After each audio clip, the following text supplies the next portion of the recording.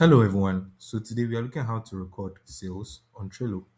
So now, assuming you want to record a sale on Trello, when you log in or sign up and you come to the homepage or dashboard, you would either see this menu on the left or you see three lines at the top.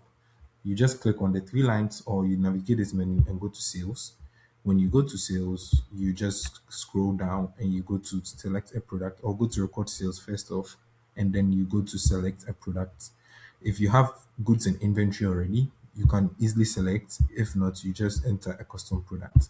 Now, let's say we want to sell chicken wings and the quantity is 4 pieces, each retailing at 10 Ghana cedis with a discount of, let's say, 5 cedi given to them.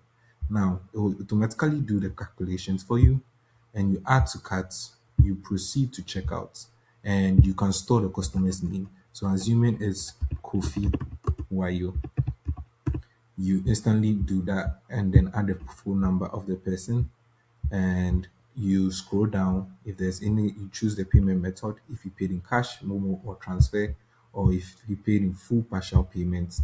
If he fills all that, you either save the sale automatically, or you, if you want to give the person a receipt, you click on complete and get receipt, and in a few seconds it downloads a receipt for you and you are good to go. Now, as you can see, your store name is there, Fees Protein, your address, the customer's name, Kofi Wayo, his phone number, and the chicken wings, showing the total amount spent. And that's how we record sales on Trello.